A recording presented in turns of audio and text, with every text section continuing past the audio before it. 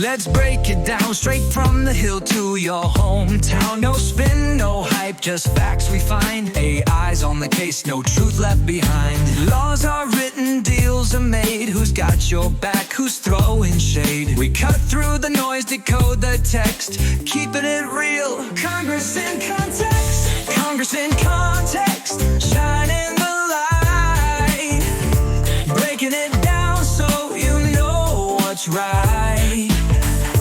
Policies, votes, who's working for you? We bring the facts, the power is you. Welcome to Congress in Context, where we take a real deep dive into the Congressional Record. That's right. You know, you've given us just an incredible amount of material to work with here, and I think our mission today is to try to figure out what exactly has been going on in Congress. Absolutely. You know, cut through all the kind of procedural stuff and really get to the heart of the legislation and the debates and The dynamics of the dynamics. Yeah. So, you know, looking at this thing, what really struck me right off the bat is just how much is going on. For sure. I mean, there's everything from personal acknowledgments to huge debates about really important stuff. It's so true. I mean, it just reminds you that Congress has to deal with both, like the small and the big all at the same time. Totally. And right at the very beginning, I mean, we see this, Representative Obernold honoring the service and sacrifice of Deputy Sheriff Hector Cuevas Jr. in San Bernardino County. Just a deeply human moment. Yeah. You know, acknowledging a loss in a community. Yeah. A really solemn reminder of the risks that people take when they serve. Absolutely. And then, over on the Senate side, they agreed to Senate Resolution 148, which, was regarding the passing of former Senator Alan Coe Simpson of Wyoming. That's right. So it's another one of those moments where Congress is kind of Taking a pause. Yeah, to honor someone who served. To remember those who served. Yeah. And I think, these might be brief moments in the record, but I think they point to something really important about these institutions. Oh, absolutely. There's this real... The personal connection. This sense of history and personal connection. Yeah, definitely. Then we move on to a more global issue. Yeah. We've got this communication from the White House about the national emergency in relation to South Sudan. And this is where you really start to see how the executive branch and Congress, work together on these international security issues. Yeah. And the reasons they're giving for continuing this national emergency are really serious. Yeah. Ongoing threats to peace and stability, widespread violence, human rights abuses, the use of child soldiers. It's a lot. Attacks on peacekeepers, obstruction of aid. It's a lot going on. It's just this really troubling picture of a situation that's not getting better, and it's something the U.S. government has to pay attention to. Absolutely. And if we connect this, to the bigger picture, it really highlights some of these challenges that, we continue to face in regions where there's conflict and instability and how the U.S., tries to uses its authority to try to address these things through these, measures like national emergencies. Right. So we've gone from this really personal level to the international level, and now we're kind of coming back home to domestic policy. Right. And in the House, Mr. Vicente Gonzalez was talking about some important economic indicators. He mentioned the 2.8% increase in the consumer price index. Right. And how it's likely to affect interest rates. Yeah. But what I found really interesting was how he brought up the anticipated tariffs. Oh, right. That was something that really stood out. Yeah, and he wasn't the only one concerned about this. Right. He specifically mentioned a warning from the National Association of Home Builders. Right. And this is a group that leans Republican. Yeah. But they were saying how these tariffs on materials like steel and copper and nickel could really make the cost of building houses go way up. Oh, absolutely. Which, and this is, I think, really insightful because it kind of shows you, there's this tension within traditional Republican economic thinking about free trade versus protectionism. Right. And it makes you wonder, are these concerns going to influence how much the party supports these kinds of measures? And how does that fit with, what the administration says it wants to do on the economy? It's a really interesting question. Yeah. So let's switch gears a little. Okay. Talk about something maybe a little more procedural, but still really important. Okay. The modernization of the Constitution, annotated, or Conan. Right. And this is basically an update to the law that says how it's prepared and distributed. So what's really fascinating to me here is this shift from mainly print to digital. I mean, Yeah. for those who aren't familiar, Conan is this incredibly important resource Right. that explains the Constitution in detail and how the Supreme Court has interpreted it. Mm. And this amendment is basically moving away from those big hardbound books, Yeah. we used to see every 10 years or so, to a digital version Wow. that'll be online at the Library of Congress website Hey, after folks. the Supreme Court's October 2025 term. It's a huge change. It is a huge change. In how we're accessing this, fundamental legal document. Yeah. Right. And they're also taking away that option to print more copies through congressional resolutions. Yeah. So Representatives Bice and Morrell, Mhm. they actually gave some interesting background on this. Yeah. And they were saying that there's been a pretty big drop in the number of people who want those physical copies. That's right. They said that requests went from over 1,000 in 2012 to just 659 in 2022. That's a big drop. It is a big drop. And that lines up with when the digital version came out back in 2019, Yeah. which has been wildly popular. Like wildly popular. Over 28 million visits. Yeah. So I think this really tells us something about, How we get our information. how our information-seeking habits have changed and the government's trying to keep up with that. Absolutely. And the digital version just makes so much sense. Yeah. I mean, it's public. Anyone can access it. Right. It's easy to search. It's got links to the actual Supreme Court decisions. Right. The Congressional Research Service can update it whenever they need to. Right. And I think it's estimated to save about $4 million over 4 years by not having to print those books anymore. Yeah. It's practical. It makes it easier for people to get to it, and it saves money. It's like a win-win-win. Totally. So let's move on to some of the specific bills. Yeah, let's get into that. The first one I want to talk about is the Filing Relief for Natural Disasters Act, H.R. 517. Mm-hmm. And this passed what's called under suspension of the rules. Right. So I think maybe yeah, it's worth explaining that a little bit. Yeah, for people who aren't familiar, what does it mean for a bill to pass under suspension of the rules? Sure. So basically, that's a special way of doing things in the House. Okay. It's usually for things that aren't controversial. Okay. It limits how much time they can spend debating it, Right. and you need a 2/3 vote to pass it. Okay. So the fact that H.R. 517 passed this way kind of tells you both parties were on board. Right. And the idea behind this bill is to give the IRS the power to push back tax deadlines. Right. For people in areas hit by disasters that have been declared by the state, even if the federal government hasn't declared a disaster yet. Right. Yeah. That makes sense. Yeah. And one of the speakers from Tennessee was Yeah. talking about, this terrible flooding in Obion County after a levee broke. Yeah. And he was really stressing that people who are dealing with stuff like that, Yeah. they need to be focused on getting back on their feet, And not their tax? not on meeting IRS deadlines. Absolutely. And it's also worth noting that this bill went through the Ways and Means Committee Right. with a unanimous vote, Yeah, that's a big deal. which really shows you that both parties agree that people need this kind of help. Absolutely. I mean, that kind of unanimous support Yeah. shows you that everyone recognizes just how important this kind of relief is. Right. That when people are dealing with a disaster, we shouldn't make things harder for them with taxes. Right, exactly. That- And then there's another bill. Yeah. The Internal Revenue Service Math and Taxpayer Help Act. Oh. That's H.R. 998. Right. And this one also passed under suspension of the rules. Okay. And this is all about trying to make those notices that people get from the IRS Right. when the IRS thinks they made a math mistake or a little error. Yeah. Make those notices better. This sounds like it's addressing something that a lot of people get frustrated with. Oh, for sure.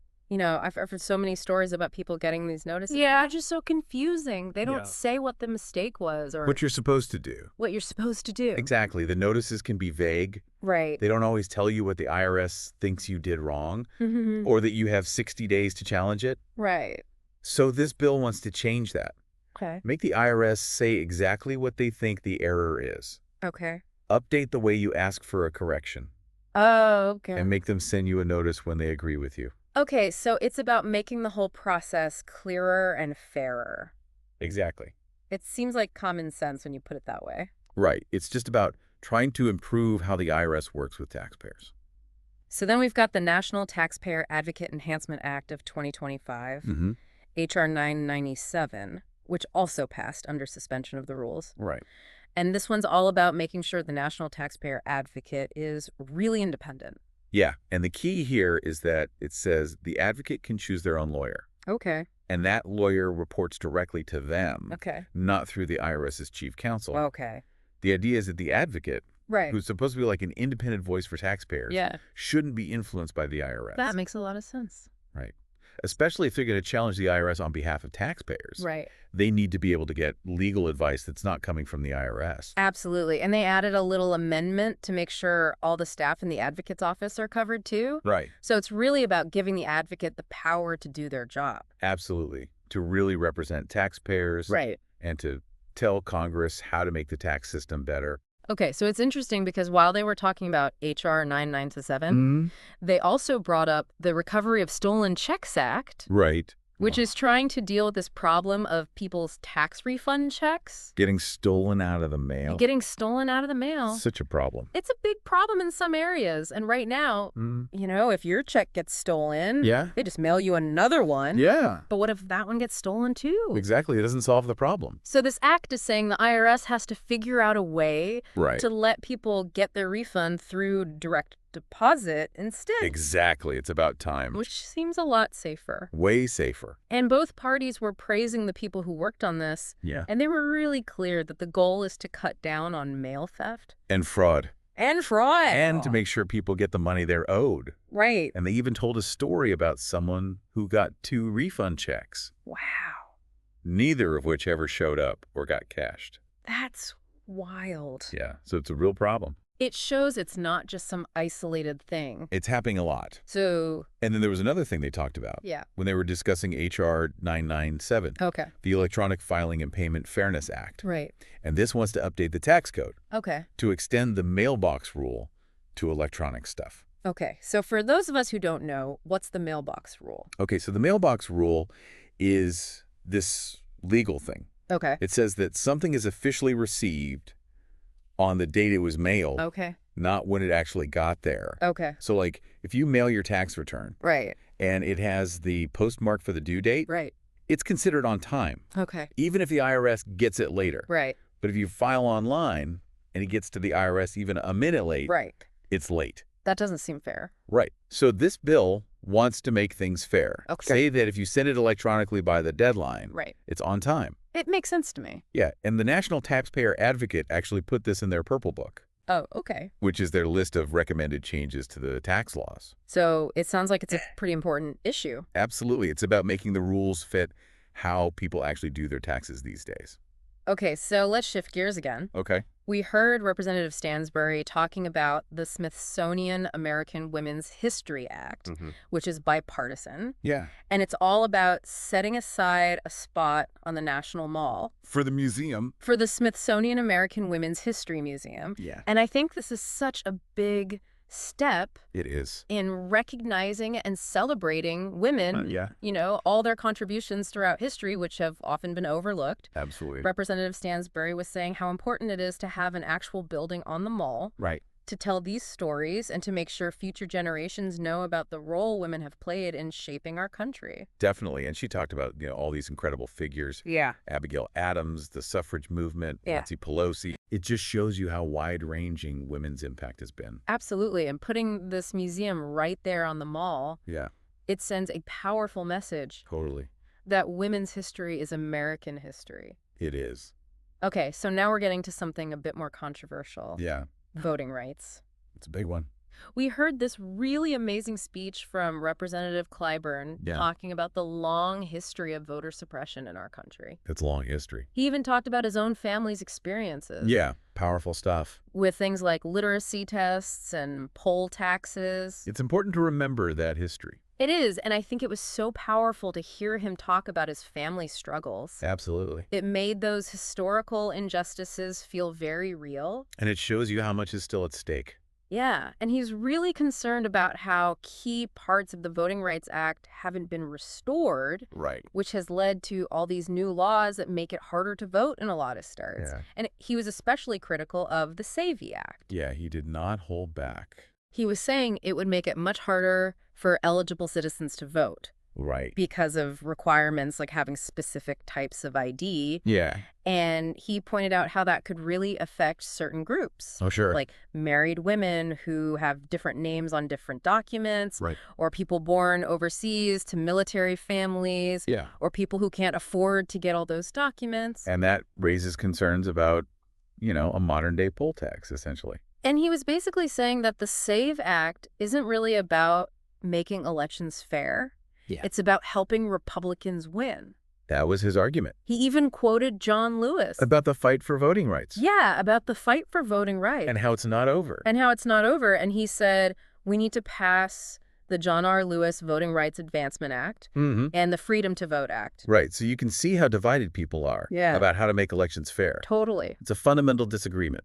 And then we also heard from Representative McClellan, who shared this really personal story About her family? about how her father kept his poll tax receipt Yeah.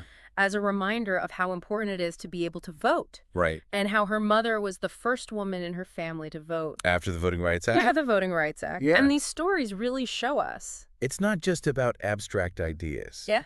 It's about real people's lives. Exactly. This Yeah. is about people's lives, their ability to participate in our democracy. Absolutely. Okay, so moving on to money matters. Yeah. There were these big discussions about the national debt. And how we're spending money. Yeah, and one of the speakers was really worried about how fast the debt is growing. Right. They even said it's like, we've borrowed twice as much in the past few years as in the previous 240 years. That's a lot of debt. It is. And they were talking about projections from Moody's Analytics Yeah. that show that in 10 years, we could be spending a huge amount of our tax money just on interest payments. Wow, that's scary. Yeah, it is. And they also talked about how the ratio of workers to people getting benefits is changing. Right. We have more people retiring. Yeah, and that puts even more pressure on things. Right. So the argument was that we're focusing too much on tax cuts Instead of making government more efficient. and modernizing programs. Yeah. And they mentioned the Sustainable Budget Act, Right. which was introduced by Representatives Womack, Peters, and Nunn. It's a bipartisan group. Yeah, and it's supposed to create a commission To look at the budget. to figure out how to be more fiscally responsible. Yeah, it's a recognition that we need to work together on this. Totally. It can't just be one party's solution. Right. So there were also these really touching tributes. To Congressman Grijalva? Yeah, to Congressman Raul Grijalva, who passed away. Yeah. And both parties spoke about him With a lot of respect. with so much respect and admiration, and they talked about how he was this incredible advocate. For the environment. Yeah, for environmental justice, for workers' rights, For immigrants. for immigrant communities, and they really highlighted his work on the Natural Resources Committee. And his commitment to the people he represented. And they talked about his efforts to protect places like the Grand Canyon and Bears Ears National Monument. He was a powerful voice. He was, and they also introduced a bunch of new bills on all sorts of topics, like data security and mental health services and higher education. Yeah, it's a reminder that so much is happening in Congress all the time. It is. Even when the big debates are taking about the headlines, there's still all this other important work going on. Absolutely. So over in the Senate, they started off as usual. With the prayer. Yeah, the Senate chaplain gave a prayer for guidance. And the Pledge of Allegiance. Yeah, the president pro tempore led the Pledge of Allegiance. Those little rituals. Yeah, They're important. they are. They're part of the tradition. They remind everyone why they're there. And then they had this big debate About Medicaid. about possible cuts to Medicaid. A lot of strong opinions. It was a long discussion. A lot of people were really worried Yeah. about what those cuts would mean for seniors and children and people with disabilities. People who really rely on it. Yeah, people who rely on Medicaid for their health care. And one senator even shared a personal story Yeah, about how he needed charity care for his daughter. because he didn't have insurance. Yeah, it was a powerful reminder. It was. It showed how important it is to have access to health care. And it was interesting that some Republican senators were concerned too. Yeah, like Senators Tuberville and Marshall. Yeah, they were worried about what it would mean for their states. So even within the Republican Party, there are different views on this. Absolutely. It shows you how complex this issue is. And Minority Leader Schumer, he also spoke. He was critical of the tariffs. Yeah, he said they would hurt American families. Yeah. And then Senator Wicker talked about the budget process in the Senate. Which can get pretty complicated. It can, and there was a vote on a nomination.